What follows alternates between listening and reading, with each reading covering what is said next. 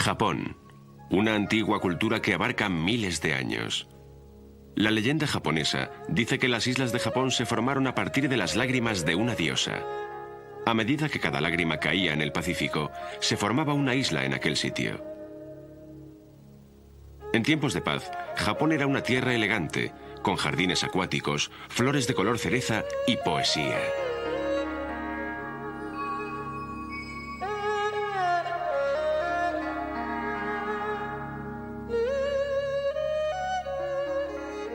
En otros tiempos, fue desgarrada por los crueles guerreros de los antiguos samurái.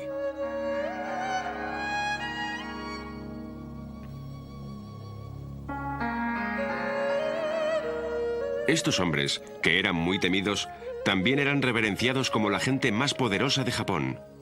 Su historia nos revela un relato extraordinario.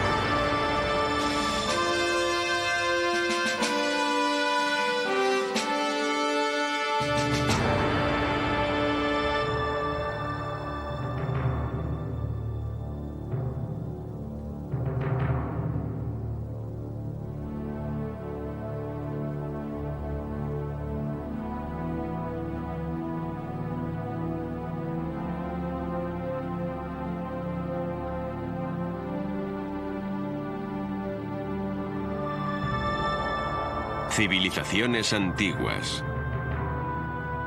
Los samurái.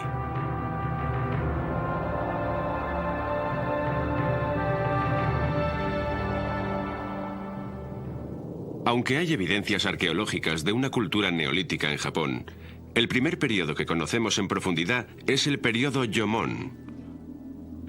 Este se extiende desde el año 10.000 a.C. hasta el año 300 a.C., cuando grupos de cazadores nómadas poblaban la tierra. En el siguiente periodo, el Yayoi, se desarrollaron nuevas herramientas y sistemas de control de aguas. Esto posibilitó el cultivo del arroz, lo cual cambiaría el aspecto de la tierra para siempre. Los grupos de cazadores se convirtieron en granjeros asentados en pequeñas comunidades. A su vez, surgieron distintos grupos políticos. Con el periodo Tumulus, en el año 300 después de Cristo, se produjo una ruptura con la cultura Yayoi. Las instituciones políticas y sociales se desarrollaron rápidamente.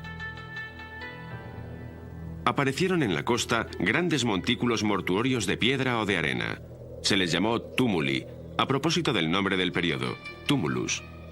Fueron la sepultura de los gobernantes de varios reinos independientes. Tiempo después, un clan del área de la planicie de Yamato emergió con más poder. Ya en el siglo VI, el linaje de los Yamato Sol controlaba la jerarquía de los clanes y, consecuentemente, los emperadores descendían de dicho linaje. El budismo llegó a Japón desde Corea en el siglo VI, durante el periodo Asuka. El emperador Yomei y sus sucesores eran budistas. Las técnicas de escritura china que habían llegado 100 años antes permitieron un mayor acceso de la nobleza al budismo y a la filosofía china. Al final de este periodo, los japoneses empezaban a adoptar el modelo chino de un gobierno central. Durante el periodo Nara, desde el año 710 hasta el 794 después de Cristo, se reforzó el sistema de gobierno imperial centralizado llamado Richurio.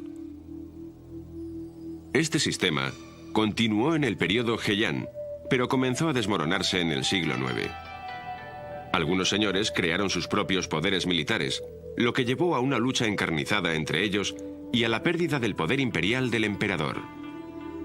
En esta época, también hubo una ruptura de los lazos con China, con la creación por parte de los japoneses de su propio sistema de escritura. En el periodo Kamakura, entre el año 1185 y 1333, se estableció una estructura administrativa a cargo de un shogun o comandante en jefe. Algunos terratenientes empleaban por su cuenta a tropas privadas para defenderse, y así surgieron los guerreros samurái. La forma de gobierno de los shogun, mantenida por la clase social de los guerreros y a cierta distancia del poder imperial, duraría 676 años.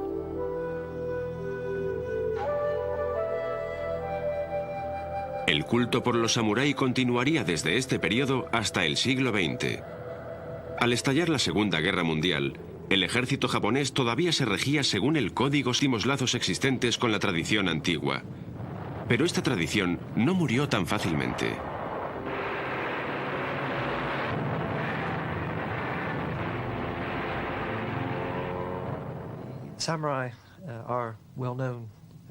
Los samurái son un aspecto de Japón bien conocido por todo el mundo. Kurosawa los hizo famosos con sus películas y posteriormente aparecieron en otras producciones de Hollywood. La palabra viene del verbo samurou, que significa servir. Así que los samuráis fueron en sus comienzos los policías, el ejército de la aristocracia japonesa.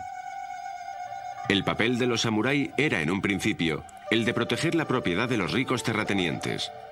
Poco a poco se fueron convirtiendo en ejércitos privados que servían a los señores. Finalmente, una parte de estos soldados precipitó un periodo de luchas conocido como la Era de las Guerras Civiles.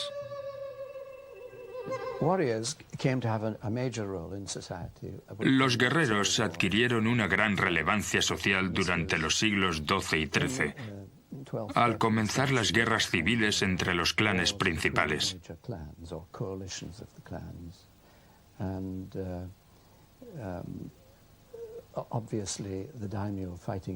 Obviamente, los guerreros tuvieron que ser recompensados.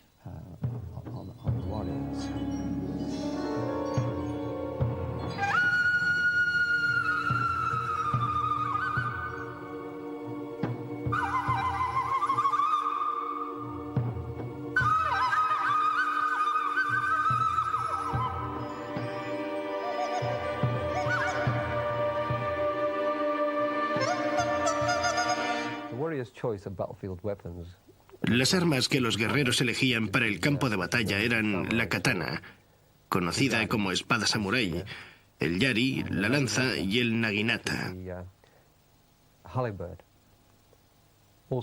También se empleaban cuando el samurái iba a caballo. Son las que usábamos en el kudo.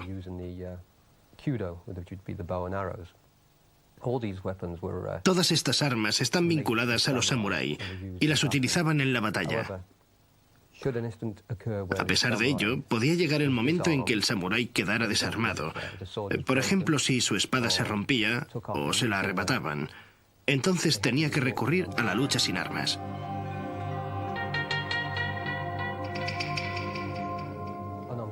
Cuando el combate sin armas se imponía, se trataba de matar o morir, y por eso tenían que poder confiar en sus tácticas de combate sin armas,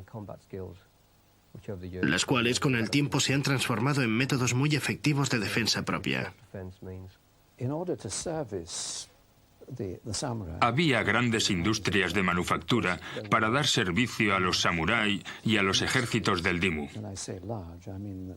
Cuando digo grandes, en realidad quiero decir que aunque eran pequeños talleres locales, cubrían un gran número de actividades. El samurái era frecuentemente un soldado a caballo, y por todo ello, para que estuviera listo para la guerra, se tenía que preparar también a su caballo. Así que en la mayoría de las ciudades había herreros y todo lo necesario para hacer artículos de piel para los caballos.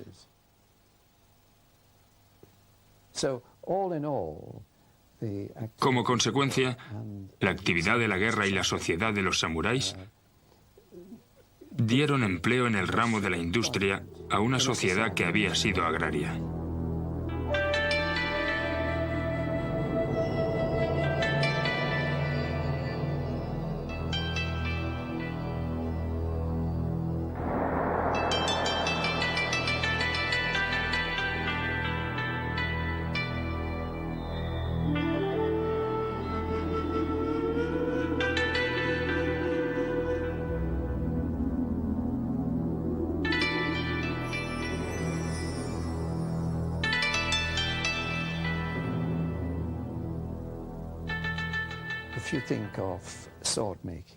Si nos fijamos en la fabricación de la espada, tenemos una muy afilada perteneciente a lo que llamaríamos la época medieval, con un equipo bastante primitivo. Incluso los expertos en este campo las consideran excelentes hoy en día.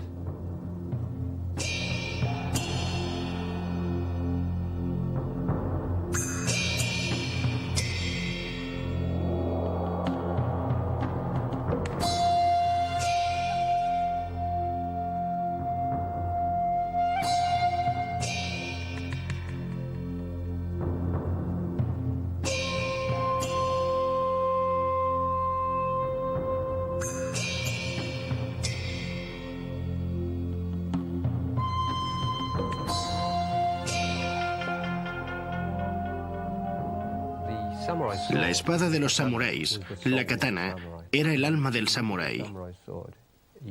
Si miran la espada del samurái, verán que tiene una ligera curvatura. Dicen que la kasaki, la punta de la espada, era el rostro, y que el alma del samurái se introducía en la espada. La espada estaba realizada de un modo muy especial, de manera que el producto tuviera un acabado ni frágil ni blando, sino una mezcla de los dos. Los investigadores dicen que la fabricación de alguna de estas espadas podría durar hasta 3 meses. La espada tenía un gran significado espiritual para el samurái.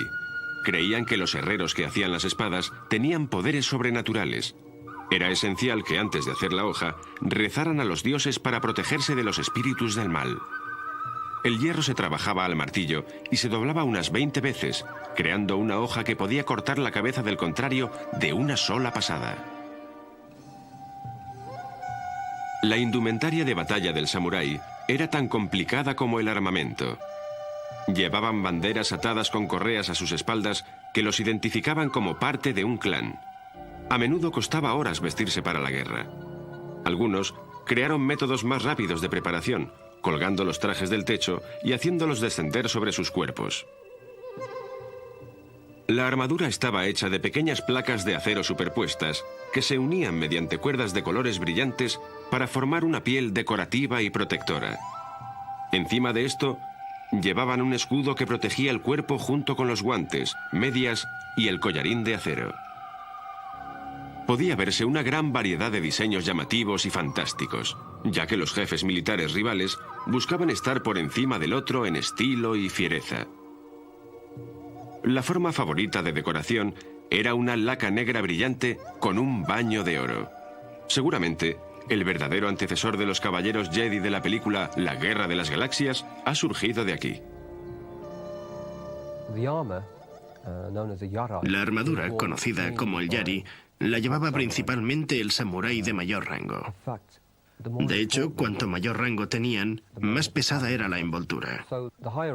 Así que los altos mandos, los generales, los comandantes, eran los que mayor protección llevaban. Ellos serían los primeros a los que intentarían matar. Usaban sus yari y las mejores protecciones para sobrevivir a un ataque con flechas. Este es uno de los ejemplos de por qué nacieron las armaduras. Para dar, obviamente, una buena protección en los campos de batalla.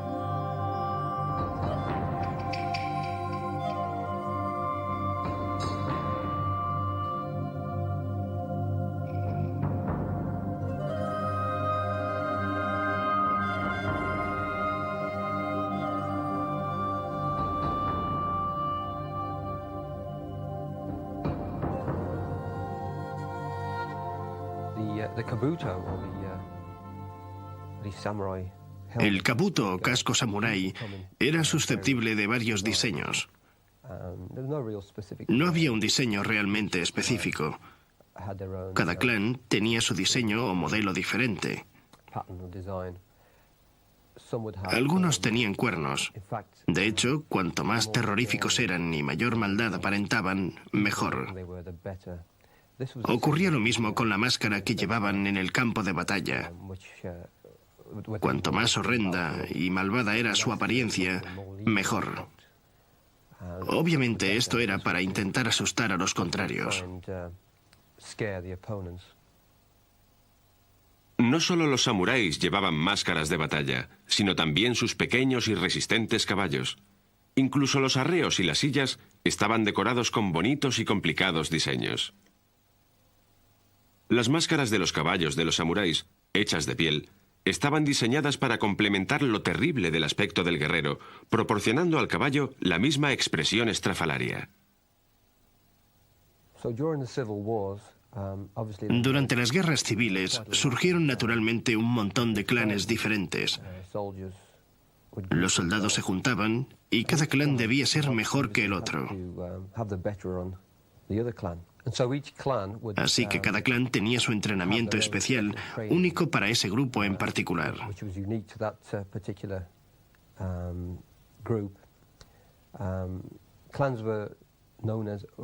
Estos clanes se conocían como Ru y eran como escuelas, de modo que cada clan tenía sus propios Ruha o técnicas particulares que practicaban manteniéndolas en secreto. Obviamente, si otro clan o escuela descubría qué técnicas estaban utilizando, le resultaba más fácil defenderse de ellas. Así que las mantenía en secreto, confiando en tener mayor ventaja sobre sus contrarios.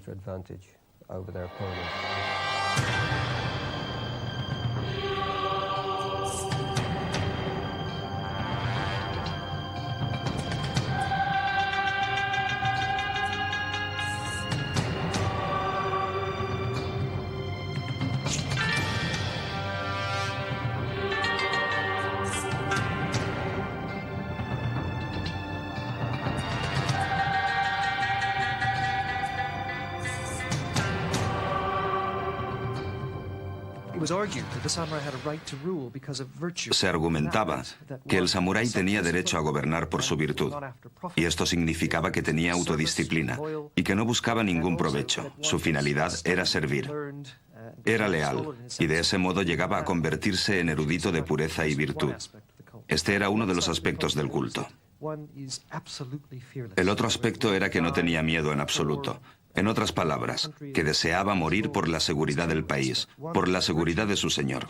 Estos dos aspectos, el ser virtuoso y el no estar interesado en sacar ningún provecho como los mercaderes o cualesquiera otros, le daba derecho a gobernar. Al mismo tiempo había una larga tradición acerca del samurái como un tipo de hombre esencialmente solitario, que consideraba su honor como una cuestión de absoluta importancia. Si su señor era asesinado o alguien se le enfrentaba, buscaba vivamente vengarle. Era una especie de, no exactamente un cowboy, pero sí alguien que mantiene su fiereza y bravura, sin buscar esencialmente entrenamiento, sino más bien un maestro a quien seguir y servir. Japón fue sacudida frecuentemente, no solo por las guerras, sino también por las fuerzas de la naturaleza. El archipiélago japonés se encuentra sobre una de las áreas sísmicas más activas del mundo. La naturaleza envió terremotos, tifones y lluvias torrenciales, causando inundaciones y corrimientos de tierras. Esto implicaba construir edificios que pudieran resistir tales fuerzas. La utilización de paredes delgadas como el papel obedecía al práctico propósito de que las víctimas de los terremotos no quedaran atrapadas bajo montones de mampostería. Todo ello evolucionó gradualmente hacia un estilo más decorativo, utilizando materiales más fuertes. El hecho de que Japón tenga las edificaciones de madera más grandes y más antiguas del mundo indica que ha tenido un gran éxito en burlar a los elementos. Podemos encontrar características arquitectónicas comunes a lo largo y ancho del país a pesar de la gran variedad de climas. La mayoría de las construcciones consisten básicamente en una caja con un gran tejado, que a veces se coloca sobre la mitad de la altura total de la estructura. Las líneas rectas dominan la arquitectura japonesa y las curvas solo aparecen en los tejados y aleros. En el siglo VI se adoptaron la arquitectura china y los planteamientos urbanos. También por entonces llegó a Japón el budismo, trayendo consigo una multitud de rasgos arquitectónicos y culturales. La religión en Japón, tanto en aquellos días como ahora, es un concepto diferente al que estamos acostumbrados en Europa occidental. En el sentido de que no necesariamente hay que creer en una sola firma. El concepto de religión es mucho más flexible.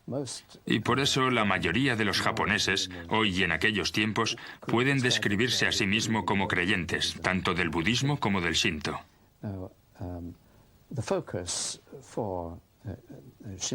El centro de la religión shinto era el emperador Inkito. Y se desarrollaron varios rituales en ese sentido. El budismo estaba dividido en una serie de sectas. Algunas de estas sectas eran evangélicas y misioneras. Otras eran mucho más, podríamos decir, académicas.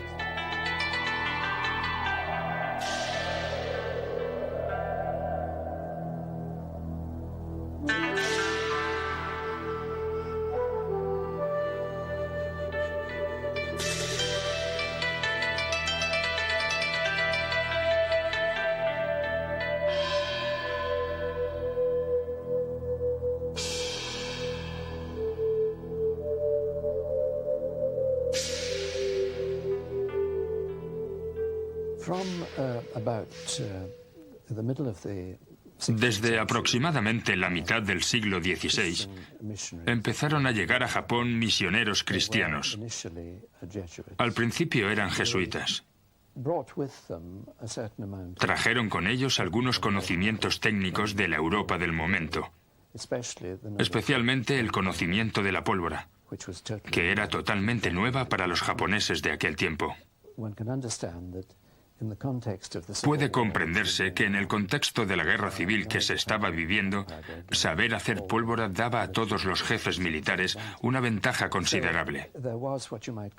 De este modo había lo que se puede llamar una moda misionera. Una fascinación por los misioneros, por su mensaje, pero también por la tecnología que trajeron consigo. Pero pronto los japoneses se dieron cuenta de que los misioneros estaban divididos en españoles y portugueses. Y más tarde llegaron los alemanes y los ingleses. Esto es, católicos por un lado y protestantes por otro. Y el hecho es que estaban agriamente divididos.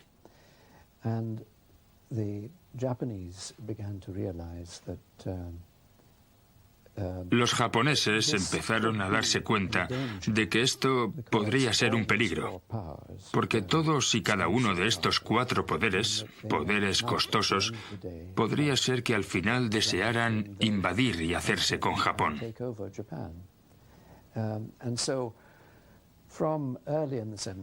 Y así, desde principios del siglo XVII, empezaron a imponer restricciones a los misioneros y sus conversos. Y más tarde, desde mediados de siglo, los expulsaron tajantemente.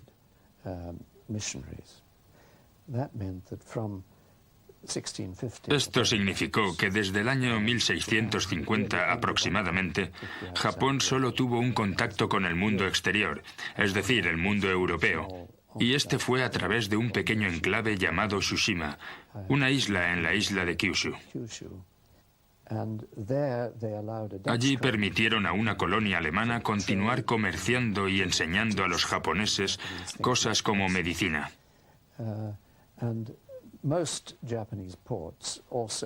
La mayoría de los puertos japoneses tenían también navíos que iban a China, pero tanto las operaciones en Tsushima como las de China eran estrictamente controladas. Hubo un largo periodo de aislamiento japonés que duró desde 1650 hasta 1850. Esto permitió el desarrollo de algunas instituciones culturales típicas. La forma de ser de la sociedad japonesa se refleja en todo el mundo a través de exportaciones culturales como las artes marciales. Estas todavía promocionan un nexo vivo y directo con la sociedad militar ritualizada de los samuráis. Sus raíces todavía se encuentran en la disciplina precisa y en la gracia letal de la tradición más puramente japonesa. Durante la época feudal japonesa, plagada de incesantes guerras civiles, surgió una forma combativa de autodefensa diseñada por los guerreros para su propia protección. El nombre Jiu-Jitsu, traducido con poca exactitud, significa el arte de obtener la victoria mediante la rendición. Otros nombres, como el arte de la flexibilidad y docilidad, derivan de la palabra Ju. Se dice que el Jiu-Jitsu se fraguó en la necesidad y se atemperó en el fragor de la batalla, y así llegó a conocerse como un legendario arte de guerra, una verdadera arte marcial para el campo de batalla, utilizada por los guerreros samurái.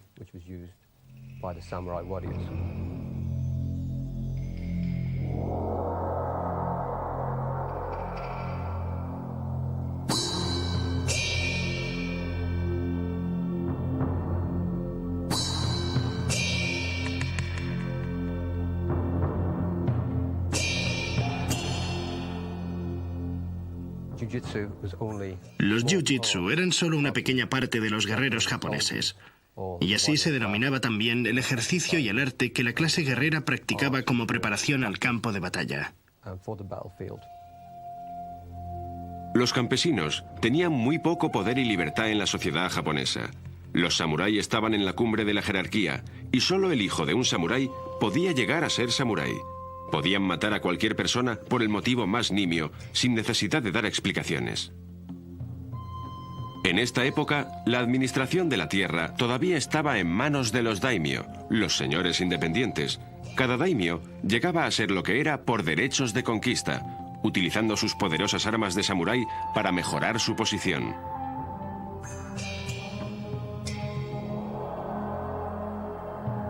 El perfil de la historia japonesa del siglo XVII era similar. Se creó un vacío de poder a causa de la muerte del jefe Nobunaga en 1598, quien solamente dejó a un hijo pequeño como heredero. La situación política no se resolvió hasta el 1600.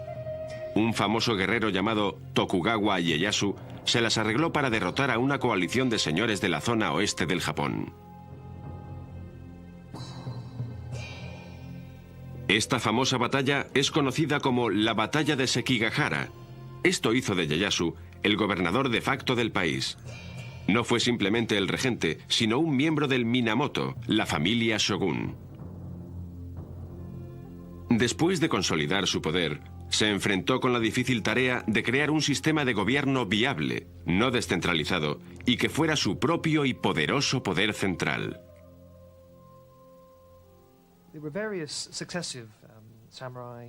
Hubo sucesivos grupos samurái que controlaron el núcleo de gobierno desde aquella época. Desde aproximadamente el año 1200 hasta final del siglo XVI, hubo varios periodos de inestabilidad por las guerras civiles como en la mayoría de los países. Pero a principios del siglo XVII, la familia Tokugawa resultó vencedora en una de las batallas más interesantes del mundo en cuanto a historia militar se refiere, ya que fue una de las batallas más importantes ganada con mosquetes. La batalla de Sekigahara capacitó a Tokugawa Ieyasu para asegurarse la primacía sobre todos los contrincantes. Y con ello comenzó la era del gobierno de Tokugawa, el cual creó su propia familia Shogun, que en realidad significa jefe militar.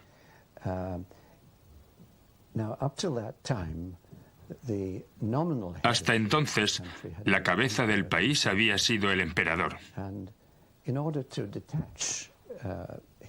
Y para separarse él y su familia de este último, cambió la capital, que estaba en medio de Japón, el Japón de Kioto y también Osaka, y la trasladó a Edo, la actual Tokio.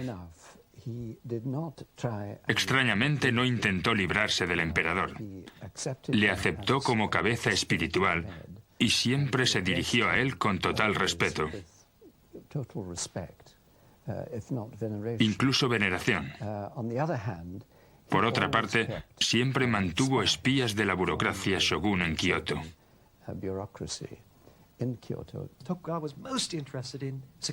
Tokugawa estaba muy interesado en la seguridad, ya que habían alcanzado el poder traicionando a la familia anterior, tomando el control, así que estaban preocupados por la estabilidad.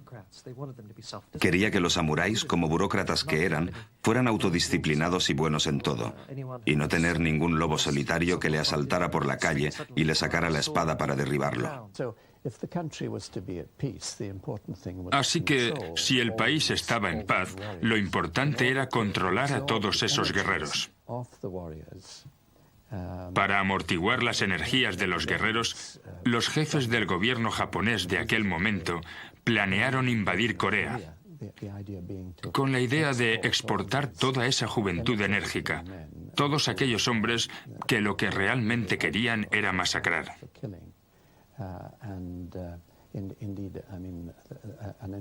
Y en efecto, Corea sufrió una invasión en el año 1590.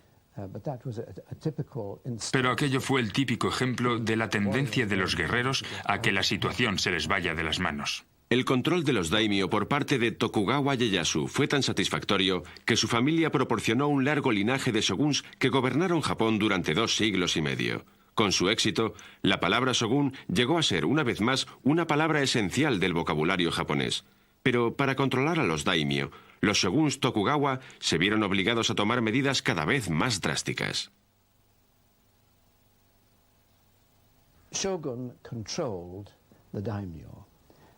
El shogun controlaba el daimyo, insistiendo en que vivieran año sí y año no en Edo, la capital. Esto implicaba que estaban lejos de sus propios territorios y entonces no podían provocar agitaciones para crear sus propios ejércitos y atacar a los Tokugawa. En las épocas en que no estaban en la capital, insistían en que los del daimyo debían enviar a sus esposas a Edo como rehenes. Así, si ellos se portaban mal cuando regresaban a sus propios territorios, se les ajustaban las cuentas a sus mujeres.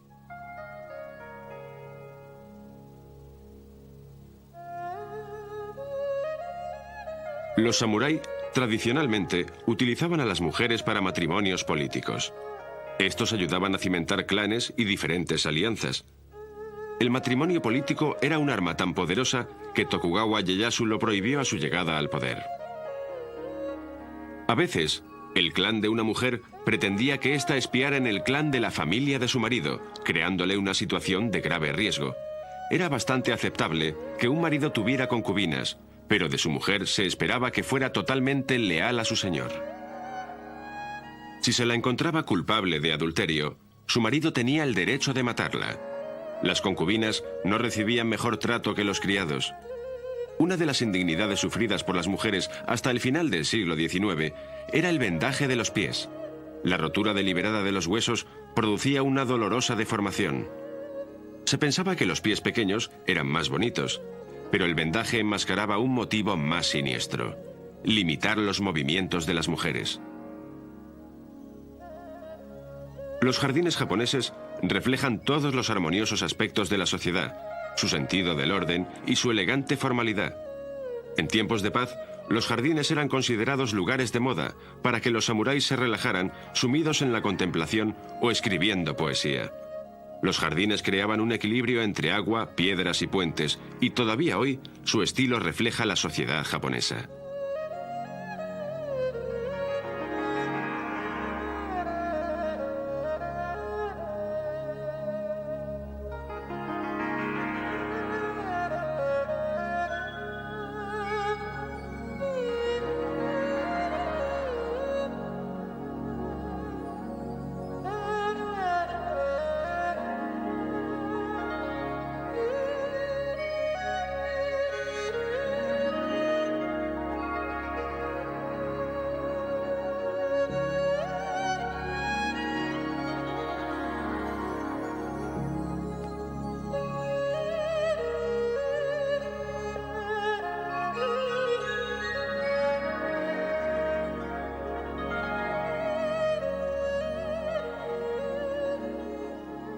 Tras la unificación del Japón, el papel social del samurái tuvo que cambiar. Ya no se le permitió más al daimyo manejar grandes ejércitos privados. Se había abandonado el sistema feudal y las prácticas de entrenamiento para la batalla carecían de sentido. Si los samuráis querían sobrevivir, necesitaban redefinir su función en la sociedad. Durante la restauración que tuvo lugar en Japón, desapareció el viejo sistema feudal de entrenamiento. De este modo, los soldados samurái tuvieron que entregar sus armas, como las katanas, las espadas y las lanzas. Todas ellas fueron confiscadas. Se trataba de acabar con la necesidad de llevar encima cualquier arma que pudieran tener a su alcance. A partir de este momento, los samuráis empezaron a tallar sus espadas en madera, unas espadas llamadas pokto, de modo que en lugar de herir al contrario con un corte, simplemente le golpeaban. Para fabricarlas utilizaban roble blanco, una madera muy dura que también podía causar un daño considerable al contrario.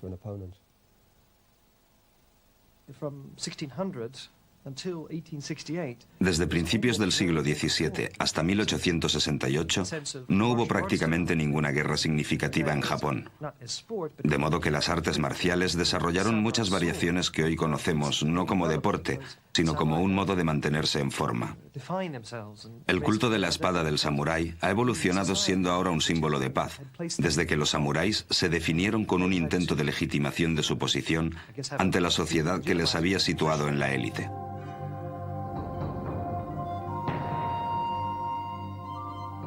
Durante este periodo, llamado el periodo Edo, los samuráis se convirtieron en una clase urbana, trasladándose desde el campo a las capitales y ciudades.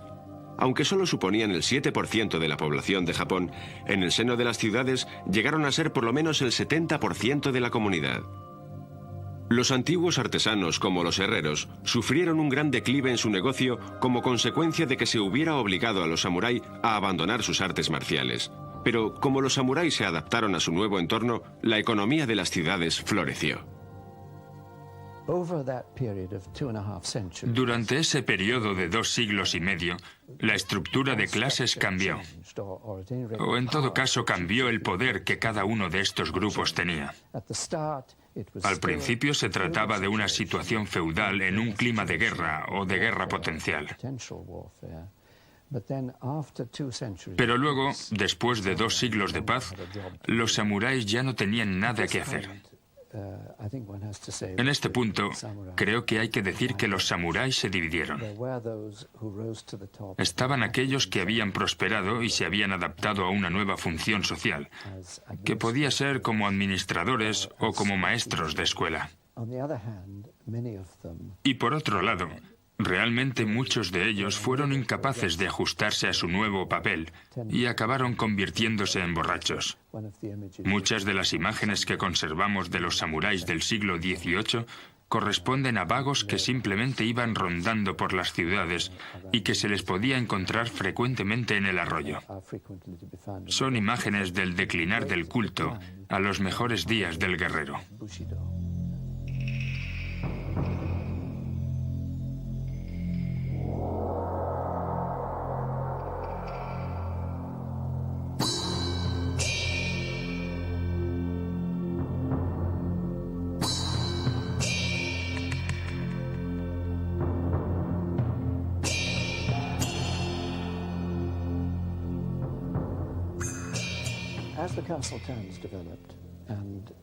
A medida que las ciudades se desarrollaban y que Tokio se convertía en una especie de metrópolis, iba surgiendo una vida cultural que no había existido anteriormente.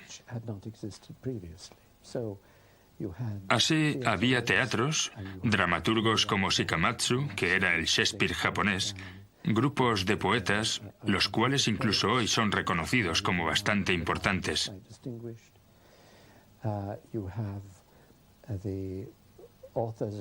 Tenemos también a los autores de los ukiyo-e, pinturas sobre madera trenzada que representan la vida de aquellos días. Tenemos el desarrollo de la música japonesa, etc. Así que Japón ya no era feudal al final del siglo XVIII. Actualmente Japón está creciendo, y los japoneses de hoy en día todavía ven en aquel periodo una época creativa.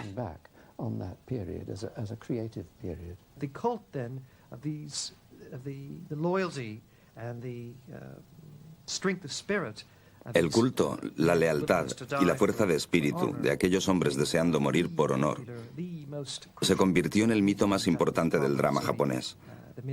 De modo que el mito del samurái leal ha atravesado todo el periodo moderno y mantiene su fuerza incluso cuando muchas de las demás cosas han languidecido en el pasado.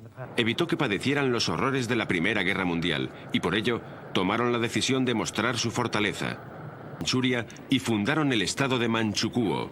Los militares estaban cansados de lo que ellos consideraban políticos inefectivos y poco convincentes y decidieron lanzarse a la expansión asiática de Japón. A través de los años 30, el extremismo militar Japón se lanzó al ataque sobre Pearl Harbor, unas colonias americanas en el Pacífico. En menos de un año, salvaje. En guerras siempre se cometen atrocidades, pero el ejército japonés fue célebre por cómo trató a los prisioneros de guerra. Cerca de 20 millones de personas murieron en el Pacífico. Una de las principales razones por las que los samurái fueron probablemente algunos de los guerreros más grandes de todos los tiempos fue gracias a sus creencias. Estaban listos para morir en la batalla. De hecho, morir en el campo de batalla era uno de los más grandes honores. Se preparaban en todos los aspectos, especialmente en el aspecto técnico. La combinación de estas dos cosas, la destreza y el convencimiento interior, hizo de ellos guerreros muy fuertes. Barcos americanos y la forzada apertura del país. Muchos de los jóvenes samurái encabezaron el gobierno, la restauración y las reformas que llegaron. Y el culto por el ejército, tanto en la marina como en la armada. El país escuchaba su voz.